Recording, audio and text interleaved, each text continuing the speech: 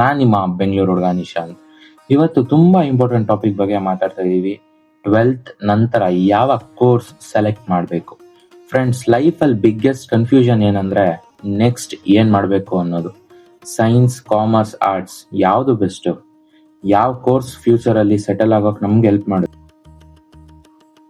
12th science ತಗೊಂಡಿರೋರು next best course ಯಾವ್ದಾದ್ರು ಅಂತ ನೋಡೋದಾದ್ರೆ, ಫಸ್ಟ್ ಕೋರ್ಸ್ ಬಂದು MBBS, ಡಾಕ್ಟರ್. ಆರಾಮಾಗಿ ಅವರು ನೀಟ್ ಎಕ್ಸಾಮ್ ಬರೆದು ಒಳ್ಳೆ ರ್ಯಾಂಕಿಂಗಲ್ಲಿ ಒಳ್ಳೆ ಕಾಲೇಜ್ ಸಿಕ್ಕರೆ ಆರಾಮಾಗಿ ಡಾಕ್ಟರ್ ಆಗ್ಬೋದು.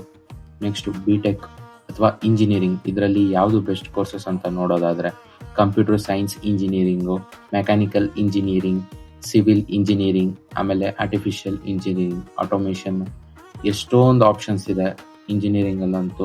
ಟ್ರೆಂಡಿಂಗಲ್ಲಿ ಇರೋದು ನೋಡಿ ನೀವು ತಗೋಬೋದು. ನಾನೊಂದು ಕೆಲವಷ್ಟು ಹೇಳಿದ್ರೆ ಟ್ರೆಂಡಿಂಗಲ್ಲಿ ಇರೋದು.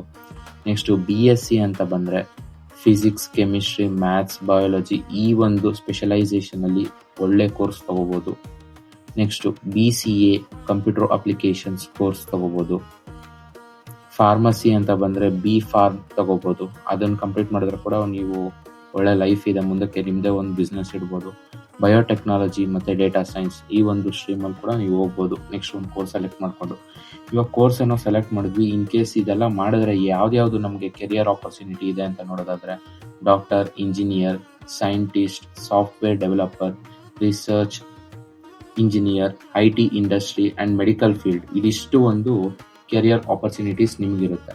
ಒಂದು ಆವ್ರೇಜ್ ಸ್ಯಾಲ್ರಿ ಎಷ್ಟು ಬರ್ಬೋದು ಈ ಕೋರ್ಸಸ್ ಮಾಡಿದ್ರೆ ಅಂದರೆ ಒಂದು ಒಳ್ಳೆ ಕಾಲೇಜಲ್ಲಿ ನೀವು ಒಂದು ಚೆನ್ನಾಗಿ ಕಲಿತು ಮಾಡಿದ್ರೆ ಅರೌಂಡ್ 5 to 20 lakhs ನೀವು ನಿಮ್ಮ ಒಂದು ಸ್ಕಿಲ್ ಮತ್ತು ಒಂದು ಎಕ್ಸ್ಪೀರಿಯನ್ಸ್ ಮೇಲೆ ನಿಮ್ಮ ಸ್ಯಾಲ್ರಿ ಬರುತ್ತೆ. ಅದು ಇನ್ಕ್ರೀಸು ಆಗ್ತಾ ಹೋಗುತ್ತೆ. ಇದೆಲ್ಲ ಯಾರಿಗೆ ಒಳ್ಳೇದು ಅಂದರೆ ಯಾರು ಇವಾಗ ಆಗಲೇ 12th ಸೈನ್ಸ್ ತೊಗೊಂಡಿರ್ತೀರ ಅವ್ರಿಗೆ ಈಸಿ ಆಗುತ್ತೆ. ಇನ್ ಕೇಸ್ ನೀವು ಇವಾಗ ಕಾಮರ್ಸ್ ತೊಗೊಂಡು ನಾನು ಸ್ಟ್ರೀಮ್ ಸ್ವಿಚ್ ಮಾಡಬೇಕು ಅಂದರೆ ಒಂದು ಸ್ವಲ್ಪ ಕಷ್ಟ ಆಗುತ್ತೆ, ಬಟ್ ಮಾಡ್ಬೋದು. ಇದೇ ಇನಿಷಿಯಲ್ ಸ್ಟೇಜು, ಆಮೇಲೆ ಮಾಡೋಕ್ಕಾಗಲ್ಲ. ಯಾಕಂದರೆ ನೀವು ಆಗಲೇ ಡಿಗ್ರಿ ಮಾಡಿರ್ತೀರ, ಸೊ ಅದು ಕಂಪ್ಲೀಟ್ಲಿ ವೇಸ್ಟ್ ಆಗುತ್ತೆ ನೀವೇನು ಮಾಡಿರ್ತಾರೋ. ಇದು ಒಂದು ರೈಟ್ ಟೈಮ್. ಇಲ್ಲ ನನಗೆ ಅನ್ಸಿದ್ದು ಮಾಡಬೇಕು, ಇಲ್ಲ ನಾನು ಒಂದು ಒಳ್ಳೆ ಕೋರ್ಸ್ ಮಾಡಬೇಕು ಅನ್ನೋದಕ್ಕೆ ಇದೇ ಒಂದು right time. Next second commerce ಅಂತ ಬಂದರೆ ಯಾವುದ್ಯಾವುದು ಬೆಸ್ಟ್ ಕೋರ್ಸ್ ಅಂತ ಇದೆ ಅಂತ ನೋಡೋದಾದರೆ B.Com ಅಲ್ಲಿ ಜನರಲ್ B.Com ಇದೆ. ಅದನ್ನಂತೂ ದಯವಿಟ್ಟು ಯಾರು ಮಾಡಬೇಡಿ. ಏನಾನ B.Com ತೊಗೊಂಡ್ರೆ ಒಂದು ಒಳ್ಳೆ ಸ್ಪೆಷಲೈಸೇಷನ್ ತೊಗೊಳ್ಳಿ. ಅದರಲ್ಲಿ ತೊಗೊಂಡು ಒಂದು ಒಳ್ಳೆ ಕೋರ್ಸ್ನ ಮಾಡಿ. B.Com ಅಲ್ಲಿ ಒಂದು ಒಳ್ಳೆ ಸ್ಪೆಷಲೈಸೇಷನ್ ಇರುವಂಥ ಕೋರ್ಸ್ ಯಾವುದಾದ್ರು ಅಂದರೆ ಫಿನಾನ್ಸ್ ಆ್ಯಂಡ್ ಟೆಕ್ನಾಲಜಿ, ಆಮೇಲೆ ಟ್ರಾವೆಲ್ ಆ್ಯಂಡ್ ಟೂರಿಸಮ್, ಆಟೋಮೇಷನ್ ಅಂತ ಬರುತ್ತೆ. ಆ ಥರ ಒಂದು ಕೋರ್ಸಸ್ ಯಾವ್ದ್ಯಾವ್ದು ಇದ್ದಾವೆ, ಒಂದು ಸ್ಪೆಷಲೈಸ್ಡ್ ಕೋರ್ಸಸ್ ವ್ಯಾಲ್ಯೂಬಲ್ ಇರೋದು ಅದನ್ನು ಮಾಡಿ. ಇಲ್ಲ ಬೆಸ್ಟ್ ಆಪ್ಷನ್ ಅಂದರೆ ಇವಾಗ ನಿಮ್ದು ಹೆಂಗೂ 12th ಆಗಿದೆ, ಕಾಮರ್ಸ್ ಫೀಲ್ಡಿಂದ ಬಂದಿದ್ದೀರಾ ಅಂದರೆ ಡಿಗ್ರಿ ಬದಲು ಆರಾಮಾಗಿ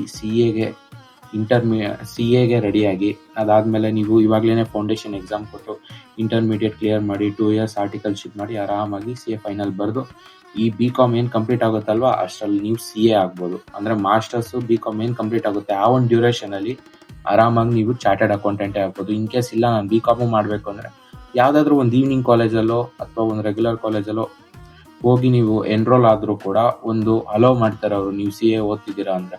ಸೊ ನೀವು ಆರಾಮಾಗಿ ಚಾರ್ಟರ್ಡ್ ಅಕೌಂಟೆಂಟ್ ಆಗ್ಬೋದು. ಒಳ್ಳೆ ಕೆರಿಯರ್ ಎಕ್ಸ್ಪೋಜರ್ ಇದೆ CA ಮಾಡೋದಕ್ಕೂ. ನೆಕ್ಸ್ಟು BBA ಮಾಡ್ಬೋದು. BBAಲ್ಲೂ ವೆರೈಟೀಸ್ ಆಫ್ ಏನು ಸ್ಪೆಷಲೈಸೇಷನ್ ಇದೆ. ಟ್ರಾವೆಲ್ ಆ್ಯಂಡ್ ಟೂರಿಸಮು ಮತ್ತು ಬೇರೆ ಬೇರೆ ಒಂದು ಸ್ಪೆಷಲೈಸೇಷನ್ಸ್ ಇದೆ. ಅದನ್ನು ಕೂಡ ನೀವು ಚೂಸ್ ಮಾಡಿ BBA ಮಾಡ್ಬೋದು. ಇಲ್ಲಾಂದರೆ ಕಂಪ್ನಿ ಸೆಕ್ರೆಟರಿ ಮಾಡ್ಬೋದು. ಇದು ಒಂದು ಪ್ರೊಫೆಷ್ನಲ್ ಕೋರ್ಸು. ಈಗಾಗಲೇ ಫಸ್ಟ್ ಒನ್ ಹೇಳಿದೆ CA ಅಂತ. ಕಂಪ್ನಿ ಸೆಕ್ರೆಟರಿ ಬಂದು ಇದು ಒಂದು ಪ್ರೊಫೆಷ್ನಲ್ ಕೋರ್ಸು. CA ಥರನೇ ಏನು ಕಂಪ್ನೀಸಲ್ಲಿ ಇರ್ತಾರಲ್ವ ಅಲ್ಲಿ ನೀವು ಆರಾಮಾಗಿ ಆಲ್ಮೋಸ್ಟ್ ಎಲ್ಲ ಕಂಪ್ನಿಯಲ್ಲೂ company secretary mandatory. Even CA ಹೇಗೆ ಎಲ್ಲ ಒಂದು ಫಿನಾನ್ಸ್ ವಿಚಾರದಲ್ಲಿ ಎಷ್ಟು ಇಂಪಾರ್ಟೆಂಟೋ ಹಂಗೇನೆ ಕಂಪ್ನಿ ರನ್ ಆಗಬೇಕು ಅಂದರೆ CS ಕೂಡ ತುಂಬ ಇಂಪಾರ್ಟೆಂಟು. ಇಲ್ಲ ನಾನು ಬೇರೆ ಏನಾದರೂ ಮಾಡಬೇಕು ಅಂದರೆ ನೆಕ್ಸ್ಟ್ ಇದರಲ್ಲೇನೆ ಇನ್ನೂ ಒಂದು ಪ್ರೊಫೆಷ್ನಲ್ ಕೋರ್ಸ್ ಇದೆ. ಅದು ಬಂದು ಕಾಸ್ಟ್ ಮ್ಯಾನೇಜ್ಮೆಂಟ್ ಅಕೌಂಟೆಂಟ್, CMA. ಇದು one of the best courses. ಈ ಮೂರು ಯಾವ್ದಾದ್ರು CA, CS, CMA ಇವೆಲ್ಲ ಬಂದು ಪ್ರೊಫೆಷ್ನಲ್ ಕೋರ್ಸಸ್ಸು. ನೀವು ಏನೊಂದು ಕ್ಯಾಶುವಲ್ ಡಿಗ್ರಿ ಮಾಡ್ತೀರಾ ಅದ್ರ ಬದಲು ನೀವು ಆರಾಮಾಗಿ ಒಂದು ಒಳ್ಳೆ ಪ್ರೊಫೆಷ್ನಲ್ ಕೋರ್ಸ್ ಕಡೆಗೆ ಹೋಗ್ಬೋದು. ಆಫ್ಟರ್ 12th ಒಳ್ಳೆ ಡಿಸಿಷನು. ಕೋರ್ಸ್ ಕಂಪ್ಲೀಟ್ ಆದಮೇಲೆ ಒಳ್ಳೆ ಔಟ್ಕಮ್ ಬರುತ್ತೆ ನಿಮಗೆ. ಇಲ್ಲಾಂದ್ರೆ ಬ್ಯಾಂಕಿಂಗ್ ಆರ್ ಫಿನಾನ್ಸ್ ಕೋರ್ಸಸ್ಸು ಯಾವ್ದಾವ್ದು ಅಡ್ವಾನ್ಸ್ ಕೋರ್ಸಸ್ ಇರುತ್ತಲ್ವ ಅದನ್ನಾದರೂ ನೀವು ಅದರಲ್ಲಿ ಎನ್ರೋಲ್ ಆಗಿ ಒಳ್ಳೆ ಕೆರಿಯರ್ ಬಿಲ್ಡ್ ಮಾಡ್ಕೋಬಹುದು. ಹೋಗ್ಲಿ ನಾನು ಈ ಕೋರ್ಸ್ ಕಂಪ್ಲೀಟ್ ಮಾಡಿದ್ನಪ್ಪ, ನಾನು ಇದರಲ್ಲಿ ಏನಾದರೂ ತಗೊಂಡಿದ್ದೀನಿ, ನೆಕ್ಸ್ಟ್ ಕೆರಿಯರ್ ಆಪರ್ಚುನಿಟೀಸ್ ಏನೇನು ಹೆಂಗ್ ವರ್ಕ್ ಮಾಡ್ಬೋದು ಅಂತ ನೋಡೋದಾದ್ರೆ ಅಕೌಂಟೆಂಟ್ ಆಗಿ ವರ್ಕ್ ಮಾಡ್ಬೋದು, ಆಡಿಟರ್ ಆಗಿ ವರ್ಕ್ ಮಾಡ್ಬೋದು, banker, in case banking exams ಬರೆದ್ರೆ ನೀವು ಬ್ಯಾಂಕಲ್ಲಿ ಕೂಡ ಕೆಲಸ ಮಾಡಬಹುದು, ಬಿಸ್ನೆಸ್ ಓನರ್ ಆಗ್ಬೋದು, ಫಿನಾನ್ಷಿಯಲ್ ಅಡ್ವೈಸರ್ ಆಗ್ಬೋದು. ಒಂದು ಕಂಪ್ಲೀಟ್ಲಿ ಈ ಫಿನಾನ್ಷಿಯಲ್ ಏನು ರಿಲೇಟೆಡ್ ಏನಾದ್ರೂ ಒಂದು ನಡೆಯುತ್ತೆ ಅಂದ್ರೆ ನಿಮಗೆ ಅದ್ರ ಬಗ್ಗೆ ನಾಲೆಜ್ ಇರುತ್ತೆ. ಇಲ್ಲ ಒಂದೇನ್ ಡಿಸಿಷನ್ಸ್ ತಗೋಬೇಕಂದ್ರೆ ನಿಮಗೆ ಒಂದು ವೆಯ್ಟೇಜ್ ಇರುತ್ತೆ. ನೀವು ಏನ್ ಮಾಡಬೇಕು, ಏನ್ ಮಾಡಿದ್ರೆ ಏನಾಗುತ್ತೆ, ಎಲ್ಲ ಕಂಪ್ಲೀಟ್ಲಿ ಈ ಫಿನಾನ್ಸ್ ರಿಲೇಟೆಡ್ ಮ್ಯಾಟರ್ಸ್ ಅಲ್ಲಿ, ಸಿಚುವೇಶನ್ ಅಲ್ಲಿ ಒಂದು ಒಳ್ಳೆ ಹೋಲ್ಡ್ ನಿಮಗಿರುತ್ತೆ. ನೆಕ್ಸ್ಟ್ ಸ್ಯಾಲ್ರಿ ಅಂತ ನೋಡೋದಾದ್ರೆ ಸ್ಟಾರ್ಟಿಂಗು 3 lakh ಇಂದ 20 lakh ವರೆಗೂ ಹೋಗುತ್ತೆ. On the basis of skills, learning, knowledge ಏನ್ ನಿಮ್ಗಿದೆ ಇದೇ ಇಂಪಾರ್ಟೆಂಟು. ಇದಿಲ್ಲ ಅಂದ್ರೆ ನಿಜವಾಗ್ಲೂ ವರ್ತ್ಲೆಸ್ ಡಿಗ್ರಿ. ನೀವೇನ್ ತಗೊಂತೀರಾ, ಏನೇ ಒಂದು ಓದ್ತೀರಾ ವೇಸ್ಟು. ನಾಲೆಜ್ ಇರಬೇಕು, ಅದ್ರ ಜೊತೆಗೆ ಸ್ಕಿಲ್ಸ್ ಅಕ್ವೈರ್ ಮಾಡ್ಕೋಬೇಕು, ಮಾಡರ್ನ್ ಟೆಕ್ನಾಲಜಿಗೆ ಅಪ್ಡೇಟ್ ಆಗಬೇಕು. ಅರೌಂಡ್ 3 lakh to 20 lakh ಆರಾಮಾಗಿ ನೀವು ಒಳ್ಳೆ ಕಾಲೇಜಲ್ಲಿ ಮಾಡಿದ್ದೀರಾ, ನಂಗೆ ಸ್ಕಿಲ್ಸ್ ಇದೆ ಅಂತಂದ್ರೆ ಆರಾಮಾಗಿ ಸ್ಟಾರ್ಟಿಂಗ್ ಅಲ್ಲೇನೆ ಅರೌಂಡ್ 5 to 6 lakh ಪ್ಯಾಕೇಜ್ ನಿಮಗೆ ಸಿಕ್ಕೇ ಸಿಗುತ್ತೆ. ನೆಕ್ಸ್ಟ್ ಇದೆಲ್ಲ ಯಾರಿಗೆ ಬೆಸ್ಟ್ ಅಂದ್ರೆ ಈಗಾಗಲೇ ಯಾರು 12th ಅಲ್ಲಿ ಕಾಮರ್ಸ್, HEBA, CBA ಏನೇನು ಇದೆಯಲ್ವಾ ಕೋರ್ಸಸ್, ಅದೆಲ್ಲ ಯಾರು ಕಂಪ್ಲೀಟ್ ಮಾಡಿರೋ ಇನ್ 12th ಅದನ್ನ ತಗೊಂಡು ಅವ್ರಿಗೆ ಈ ಒಂದು ಸ್ಟ್ರೀಮು ಯಾಕಂದ್ರೆ ಹೆಲ್ಪ್ಫುಲ್ ಆಗುತ್ತೆ. ಯಾಕಂದ್ರೆ ನೀವು ಓದಿರೋದೇ ಕಾಮರ್ಸ್ 2 years ಇಂದ, ಸೊ ಹೆಲ್ಪ್ಫುಲ್ ಆಗಿರುತ್ತೆ ಬಿಸ್ನೆಸ್ ಮತ್ತೆ ಫಿನಾನ್ಸ್ ಬ್ಯಾಕ್ ಗ್ರೌಂಡ್ ಅಲ್ಲಿ ನಿಮಗೆ. ನೆಕ್ಸ್ಟ್ ಥರ್ಡ್, ಆರ್ಟ್ಸ್ ವಿದ್ಯಾರ್ಥಿಗಳಿಗೆ ಯಾವ್ದು ಉತ್ತಮ ಕೋರ್ಸ್ ಅಂತ ನೋಡೋದಾದ್ರೆ BA ಹಿಸ್ಟ್ರಿ, ಪೊಲಿಟಿಕಲ್ ಸೈನ್ಸ್ ಮತ್ತೆ ಎಕನಾಮಿಕ್ಸ್ ಇದರಲ್ಲಿ ಯಾವ್ದಾದ್ರು ಒಂದು ಸ್ಪೆಷಲೈಸೇಷನ್ ತಗೊಂಡು ಅವ್ರ ಜರ್ನಿನ ಸ್ಟಾರ್ಟ್ ಮಾಡ್ಬೋದು. ಇನ್ ಕೇಸು ಇಲ್ಲಪ್ಪ ನನಗೂ ಒಂದು ಇವಾಗ ಹೇಳದ್ನಲ್ವಾ, ಒಂದು ಯಾವುದು ಸೈನ್ಸ್ ಅಲ್ಲಿ ಒಂದು ಪ್ರೊಫೆಷನಲ್ ಕೋರ್ಸ್ ಇಲ್ಲದೆ ಇಂಜಿನಿಯರಿಂಗ್ ಮತ್ತೆ B.Pharma ಆ ಥರ, ನಮಗೂ ಒಂದು ಆರ್ಟ್ಸ್ ಅಲ್ಲಿ ಬೇಕು ಒಂದು ಪ್ರೊಫೆಷನಲ್ ಕೋರ್ಸ್ ಅಂದ್ರೆ BA LLB ಇದೆ. ಇವನ್ B.Com ಅವರು ಅಷ್ಟೇ, B.Com with LLB ಮಾಡ್ಬೋದು, ಅದು ಒಂದಿದೆ ಅದರಲ್ಲಿ. ಹಂಗೆ BA LLB ಮಾಡ್ಬೋದು.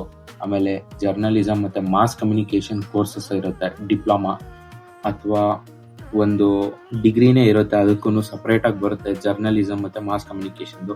ಅದು ಮಾಡಿದ್ರೆ ನೀವು ಆರಾಮಾಗಿ ಒಂದು ಮೀಡಿಯಲ್ಲಿ ವರ್ಕ್ ಮಾಡ್ಬೋದು. ಆಮೇಲೆ BFA ಫೈನ್ ಆರ್ಟ್ಸು, ಆಮೇಲೆ psychology, design and fashion, graphic, UI UX ಎಲ್ಲ ಕಂಪ್ಲೀಟ್ ಆಗಿ ನೀವು ಕಲಿಬಹುದು. ಅದರದ್ದು ಸ್ಪೆಷಲೈಸ್ಡ್ ಕೋರ್ಸ್ ಇರುತ್ತೆ, ವ್ಯಾಲಿಡಿಟಿ ಇರುತ್ತೆ. ಆರಾಮಾಗಿ ನೀವು ಯಾರು ಆರ್ಟ್ಸ್ ಓದ್ತಿದ್ದೀರಲ್ವಾ, ಇದು ಒಂದು ಬೆಸ್ಟ್ ಕೆರಿಯರ್ ಪಾತ್ ಆಗಿರುತ್ತೆ ನಿಮಗೆ ಈ ಒಂದು ಕೋರ್ಸ್ನ ಸೆಲೆಕ್ಟ್ ಮಾಡಿದ್ರೆ. ಓಕೆ, ನೆಕ್ಸ್ಟ್ ಕೋರ್ಸನ್ನು ಸೆಲೆಕ್ಟ್ ಮಾಡಿ ಆಯಿತು, ಔಟ್ಕಮ್ ಹೆಂಗಿರುತ್ತೆ ಅಂತ ನೋಡೋದಾದ್ರೆ ಲಾಯರ್ ಆಗ್ಬೋದು, ಜರ್ನಲಿಸ್ಟ್ ಆಗ್ಬೋದು, ಟೀಚರ್ ಆಗ್ಬೋದು. ಎಲ್ಲದಕ್ಕಿಂತ ದೊಡ್ಡದು ಅಂದರೆ ಈವನ್ B.Com ಮತ್ತು ಸೈನ್ಸ್ ಮತ್ತು ಕಾಮರ್ಸ್ ಫೀಲ್ಡ್ ಕಂಪೇರ್ ಮಾಡಿದ್ರೆ UPSCನ ಆರಾಮಾಗಿ ಕ್ರ್ಯಾಕ್ ಮಾಡ್ಬೋದು. ಯಾಕಂದರೆ ನೀವು ಇಷ್ಟು ದಿನ ಏನು ಬೇಕೋ ಅದಕ್ಕೆ ಆ ಒಂದು ಏನು ಕೋರ್ಸ್ ಇದೆಯಲ್ವಾ, ಅಂದರೆ UPSC ಮತ್ತು KPSC ಆ ಒಂದು ಏನು ಅದಕ್ಕೆ ಬೇಕಾಗಿದೆಯೋ ಅದನ್ನೆಲ್ಲ ನೀವು ಇಲ್ಲಿ ಕಲ್ತಿರ್ತೀರ. ಆರಾಮಾಗಿ ನೀವು ಔಟ್ಕಮ್ ತಗೋಬೋದು ಇದರಿಂದ. ನೆಕ್ಸ್ಟು ಡಿಸೈನರ್ ಮತ್ತು ಕಂಟೆಂಟ್ ಕ್ರಿಯೇಟರ್ ಕೂಡ ಆಗೋ ಆಪರ್ಚುನಿಟಿ ನಿಮ್ಮಲ್ಲಿದೆ. ನಿಮಗೆ ಒಂದು ಸ್ಯಾಲ್ರಿ ಬೇಸಿಸ್ ಅಂತ ನೋಡೋದಾದರೆ ಆನ್ ಆ್ಯಾವ್ರೇಜ್ 3 lakh ಇಂದ 10 lakh ವರೆಗೂ ಹೋಗುತ್ತೆ. ನೀವು ಯಾವ ಒಂದು ಕೋರ್ಸ್ನ ಸೆಲೆಕ್ಟ್ ಮಾಡಿದ್ದೀರಾ ಮತ್ತು ನೀವು ಅದರಲ್ಲಿ ಹೆಂಗೆ ಪ್ರೊಆಕ್ಟಿವ್ ಆಗಿ ತೊಡಗಿಸ್ಕೊಂಡಿದ್ದೀರಾ ನಿಮ್ಮನ್ನ ಅನ್ನೋದ್ರ ಮೇಲೆ ಅದು ಡಿಪೆಂಡೆಂಟ್ ಆಗಿರುತ್ತೆ. ಯಾರಿಗೆ ಈ ಒಂದು ಕೋರ್ಸ್ ಸೂಟೇಬಲ್ ಅಂತ ನೋಡೋದಾದರೆ ಕ್ರಿಯೇಟಿವ್ ಥಿಂಕಿಂಗ್ ಇರಬೇಕು. ನಾನು ಕ್ರಿಯೇಟಿವ್ ಆಗಿದ್ದೀನಿ, ಇರ್ತೀನಿ, ನಾನು ಮಾಡೋದೇ ಯೋಚನೆ ಕ್ರಿಯೇಟಿವ್ ಆಗಿ ಅಂತ ಯಾರು ಇರ್ತೀರ ನೋಡಿ, ಅವ್ರಿಗೆ ಈ ಒಂದು ಕೋರ್ಸ್ ಕರೆಕ್ಟ್ ಆಗಿರುತ್ತೆ. ಆಮೇಲೆ ನನ್ನ ಒಂದು ಪ್ರಾಫಿಟ್ ಮೋಟಿವ್ ಅಲ್ಲ, ನಾನು ಒಂದು ಸರ್ವಿಸ್ ಮೋಟಿವ್ ಆಗಿರಬೇಕು. ಆಮೇಲೆ ಒಂದು ಅಡ್ಮಿನಿಸ್ಟ್ರೇಷನ್ ಇರಬೇಕು. ಆಮೇಲೆ ಒಂದು ಲೀಗಲ್ ಆಸ್ಪೆಕ್ಟ್ಸು ನನಗೆ ತಿಳ್ಕೊಂಡಿರಬೇಕು. ಇದರಲ್ಲೆಲ್ಲ ಯಾರಿಗೆ ಒಂದು ಆಸಕ್ತಿ ಇರುತ್ತೆ ಅವ್ರುಗಳಿಗೆ ಈ ಒಂದು ಕೋರ್ಸು ಬೆಸ್ಟು. BA ಅಂದರೆ ಆರ್ಟ್ಸ್ ರಿಲೇಟೆಡ್ ಕೋರ್ಸು, ಯಾವುದಾದ್ರು ಇಷ್ಟೊತ್ತು ಹೇಳಿದ್ನೋ ಅದೆಲ್ಲ. ನ್ಯೂ ಏಜ್ ಕೋರ್ಸಸ್ ಅಂತ ಬಂದಿದೆ ಇವಾಗ ಹೊಸದಾಗಿ. ಇದೆಲ್ಲ ಹೋಯ್ತು ಅಂದರೆ ಇವಾಗಿರೋದ್ರಲ್ಲಿ ನಾನು ಹೇಳಿದ ಆಲ್ಮೋಸ್ಟ್ ಎಲ್ಲ ಟ್ರೆಂಡಲ್ಲಿ ಯಾವ್ದಾದ್ರು ಬಂದಿದೆ ಅದನ್ನ ಹೇಳಿದ್ದೀನಿ. ಎಲ್ಲ ಒಂದು 3 ಸ್ಟ್ರೀಮ್ನ ತಗೊಂಡು ಇದಕ್ಕೂ ಮೇಲೆ ಒಂದು ನ್ಯೂ ಏಜ್ ಕೋರ್ಸಸ್ ಬಂದಿದೆ. ಯಾವ್ದಾದಪ್ಪ ಆ ಒಂದು ಕೋರ್ಸಸ್ ಅಂತ ನೋಡೋದಾದ್ರೆ ಡೇಟಾ ಸೈನ್ಸ್ ಕೋರ್ಸಸ್ಸು, ಆಮೇಲೆ ಆರ್ಟಿಫಿಷಿಯಲ್ ಇಂಟೆಲಿಜೆನ್ಸು. ಇವಾಗಿನ ಕಾಲದಲ್ಲಿ ಆರ್ಟಿಫಿಷಿಯಲ್ ಇಂಟೆಲಿಜೆನ್ಸ್ ಸಬ್ಜೆಕ್ಟ್ 7th ಇಂದಾನೇ ಸ್ಟಾರ್ಟ್ ಆಗಿಬಿಟ್ಟಿದೆ. ನಮಗೆಲ್ಲ ಇವಾಗ ಡಿಗ್ರಿಯಲ್ಲಿದೆ, ಈಗಾಗಲೇ 7th ಅಲ್ಲೇ ಸ್ಟಾರ್ಟ್ ಆಗಿದೆ. Next digital marketing, cyber security, UI UX, design making, animation and VFX ಇದನ್ನೆಲ್ಲ ನೀವು ಕಲ್ತ್ಕೊಂಡ್ರೆ ಆರಾಮಾಗಿ ಒಂದು IT ಕಂಪ್ನಿಯಲ್ಲಿ ನೀವು ಒಂದು ರೋಲ್ ಮಾಡ್ಬೋದು, ಸ್ಟಾರ್ಟಪ್ ಶುರು ಮಾಡ್ಬೋದು, ಅಥವಾ ಈ ಆನಿಮೇಷನ್ ಮತ್ತು UX ಡಿಸೈನ್ UI ಡಿಸೈನ್ ಜೊತೆಗೆ ಒಂದು ಫ್ರೀಲಾನ್ಸಿಂಗ್ ಮಾಡ್ಬೋದು, ಇಲ್ಲಾಂದ್ರೆ ಆನ್ಲೈನ್ ಜಾಬ್ ಕೂಡ ಮಾಡ್ಬೋದು. ಇದೆಲ್ಲ ತುಂಬಾ ಇವಾಗ ಕರೆಂಟ್ಲಿ ರನ್ನಿಂಗ್ ಅಲ್ಲಿ ಇರುವಂತಹ ಕೋರ್ಸ್ಗಳು ಆಲ್ಮೋಸ್ಟ್ ಎಲ್ಲ ಸೈನ್ಸ್ ರಿಲೇಟೆಡ್, ಅಥವಾ ನಿಮಗೆ ಒಂದು ಟೆಕ್ನಾಲಜಿಯಲ್ಲಿ ಅಥವಾ ಒಂದು ಸೈನ್ಸ್ ಅಲ್ಲಿ ಇಂಟ್ರೆಸ್ಟ್ ಇರೋರು ಕೂಡ ಈ ಒಂದು ಕೋರ್ಸ್ನ ಸೆಲೆಕ್ಟ್ ಮಾಡ್ಕೋಬಹುದು. ಆನ್ ಬಿಹಾಫ್ ಆಫ್ ಏನ್ ಕೋರ್ಸ್ ಮಾಡಿದ್ರೆ ಜೊತೆಲಿ ಬೇಕಾದ್ರೆ ಸೈಡ್ ಬೈ ಸೈಡ್ ಕೂಡ ಮಾಡ್ಬೋದು, ಏನ್ ತೊಂದರೆ ಇಲ್ಲ. ಸರಿಯಾದ ಕೋರ್ಸ್ ಆಯ್ಕೆ ಮಾಡಲು ಟಿಪ್ಸ್ ಏನಪ್ಪಾ ಅಂದ್ರೆ, ನೀವು ನಿಮ್ಗೆ ಯಾವ್ದ್ರ ಮೇಲೆ ಕೋರ್ಸ್ ಅಂದ್ರೆ ನಾನು ಒಂದು ಈ ಕೋರ್ಸ್ ಮಾಡ್ಬೇಕು ಅಂತ ಒಂದು ಒಳಗ್ ಫೀಲ್ ಇರುತ್ತಲ್ವಾ, ಅದನ್ನೇ ಮಾಡಿ. ಯಾರೋ ಒಂದ್ ಹೇಳಿದ್ರು, ಮನೇಲಿ ಹೇಳಿದ್ರು ಅಂತ ಮಾಡ್ಬೇಡಿ. ದಿನ ನೀವೇ ಸಫರ್ ಆಗ್ತೀರಾ. ನಿಮಗ್ ಗೊತ್ತಿರುತ್ತೆ ಕರೆಕ್ಟಾಗಿ ಯಾವ ಕೋರ್ಸ್ ಮಾಡ್ಬೇಕು ಅಂತ. ಅದ್ ಬಿಟ್ಬಿಟ್ಟು ಮನೇಲಿ ಹೇಳ್ತಾರೆ ಇವರು ಈ ಮಾಡು ಈ ಕೋರ್ಸು ಲೈಫ್ ಸೆಟಲ್ ಆಗುತ್ತೆ ಅಂದ್ರೆ ದಯವಿಟ್ಟು ಅವ್ರ ಮಾತು ಕೇಳ್ಬೇಡಿ. ನಿಮ್ಗೇನ್ ಇಷ್ಟ ಅದನ್ನೇ ಮಾಡಿ. ಆಮೇಲೆ ನಿಮ್ ಸ್ಕಿಲ್ಸ್ ಯಾವ್ದು ಅದನ್ನ ಫಸ್ಟ್ ನೋಡಿ. ನನಗೆ ಯಾವ್ದ್ರಲ್ಲಿ ಇಂಟ್ರೆಸ್ಟ್ ಇದೆ, ಇನ್ ಕೇಸ್ ನನಗೆ ಕಂಪ್ಯೂಟರ್ ಇಂಟ್ರೆಸ್ಟ್ ಇದೆಯಾ, ನಂಗೆ ಏನೋ ಒಂದು ಹೊಸದಾಗಿ ಕಲಿಯಕ್ಕೆ ಇಂಟ್ರೆಸ್ಟ್ ಇದೆಯಾ, ತಗೊಳ್ಳಿ ಸೈನ್ಸ್. ಇಲ್ಲ ನನಗೆ ಫಿನಾನ್ಸ್ ಫೀಲ್ಡ್ ಮ್ಯಾಥ್ಸ್ ಅಲ್ಲಿ ಪಕ್ಕ ಇದ್ದೀನಿ, ನನಗೆ ಫಿನಾನ್ಸ್ ರಿಲೇಟೆಡ್ ಇಶ್ಯೂಸ್ ನನ್ಗಿಷ್ಟ, ಅದ್ ಯಾವ ತರ ವರ್ಕ್ ಆಗುತ್ತೆ, ಈ ತರದ ಇಂಟ್ರೆಸ್ಟ್ ಇದ್ರೆ ಕಾಮರ್ಸ್ ತಗೊಳ್ಳಿ. ಇಲ್ಲ ನನಗೆ ಹಿಸ್ಟ್ರಿ ರಿಲೇಟೆಡ್ ಇಷ್ಟ, ಒಂದು ಪಾಸ್ಟ್ ಮತ್ತೆ ಏನ್ ನಡೀತಾ ಇದೆ ಗ್ಲೋಬಲಿ ಒಂದು ಅದ್ರ ಬಗ್ಗೆ ನನ್ಗಿಷ್ಟ ಇದೆ, ನಾನೆಲ್ಲ ಎಕ್ಸ್ಪ್ಲೋರ್ ಮಾಡ್ಬೇಕು, ಎಷ್ಟೊಂದು ವಿಷಯಗಳನ್ನ ತಿಳ್ಕೊಬೇಕು ಅಂದ್ರೆ ಆರ್ಟ್ಸ್ ತಗೊಳ್ಳಿ. ಈ ತರ ನೀವು ಒಂದು ನಿಮ್ಮ ಒಂದು ಇಂಟ್ರೆಸ್ಟ್ ನ ಯಾವ್ದ್ರಲ್ಲಿ ಇದೆ ಅಂತ ಅರ್ಥ ಮಾಡ್ಕೊಂಡು ನೀವು ನಿಮಗ್ ಬೇಕಾಗಿರುವಂತಹ ಕೋರ್ಸ್ ನ ಸೆಲೆಕ್ಟ್ ಮಾಡ್ಬೋದು. ಇದ್ರ ಜೊತೆಗೆ ಹಂಗ ಅನ್ಬಿಟ್ಟು ಇಷ್ಟ ಇದೆ ಅನ್ಬಿಟ್ಟು ಯಾವ್ದಾವ್ದೋ ಕೋರ್ಸ್ ತಗೋಬೇಡಿ. ಇದು ನಾನ್ ತಗೊಂಡಿರೋ ಕೋರ್ಸು ಒಳ್ಳೇದಾ, ಫ್ಯೂಚರ್ ಅಲ್ಲಿ ಇದಕ್ಕೆ ಡಿಮ್ಯಾಂಡ್ ಇದೆಯಾ, ಅಥವಾ ನಾನು ಆ ಕೋರ್ಸ್ ಕಂಪ್ಲೀಟ್ ಮಾಡಿದ್ರೆ ಏನಾದ್ರೂ ಒಂದು ಒಳ್ಳೆ ಸ್ಯಾಲ್ರಿ ಸಿಗುತ್ತಾ ನನ್ನ ಲೈಫ್ ಸೆಟಲ್ ಆಗೋದಕ್ಕೆ, ಇಲ್ಲ ಆ ಒಂದು ಕೋರ್ಸ್ ನನ್ನ ಸಾಕುತ್ತಾ, ಇದನ್ನ ಯೋಚನೆ ಮಾಡಿ.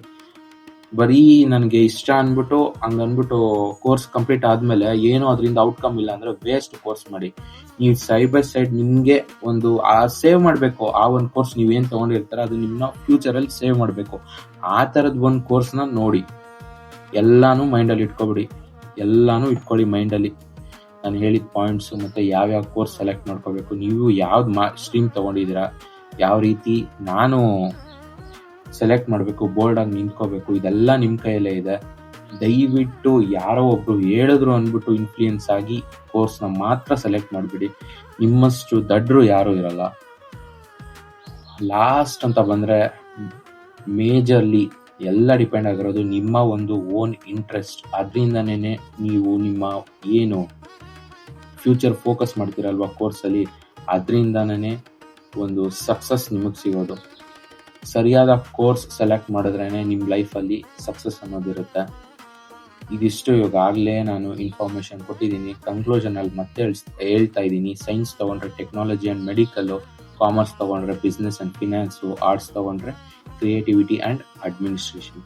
ಯಾವ ಸ್ಟ್ರೀಮ್ ಆದ್ರೂ ಸೆಲೆಕ್ಟ್ ಮಾಡಿ, ಒಳ್ಳೆ ಅವಕಾಶಗಳಿದೆ, ಬಳಸ್ಕೊಳ್ಳಿ, ಸ್ಕಿಲ್ಸ್ನ ಅಕ್ವೈರ್ ಮಾಡ್ಕೊಳ್ಳಿ. ಎಲ್ಲದಕ್ಕಿಂತ ಮುಖ್ಯ ಕೋರ್ಸ್ ಯಾವ್ದು ಸೆಲೆಕ್ಟ್ ಮಾಡೋದ್ರಿ ಅಂತಲ್ಲ, ಎಂಡ್ ಆಫ್ ದಿ ಡೇ ನಿಮಗೆ ಒಂದು ಕೋರ್ಸ್ ಕಂಪ್ಲೀಟ್ ಆದ್ಮೇಲೆ ಏನು ನಿಮ್ಗೆ ನಾಲೆಜ್ ಇದೆ ಅದ್ರ ಬಗ್ಗೆ, ಎಷ್ಟು ಸ್ಕಿಲ್ಸ್ ಅಕ್ವೈರ್ ಮಾಡ್ಕೊಂಡಿದ್ದೀರಾ, ಇದೇ ಮೇಯ್ನು.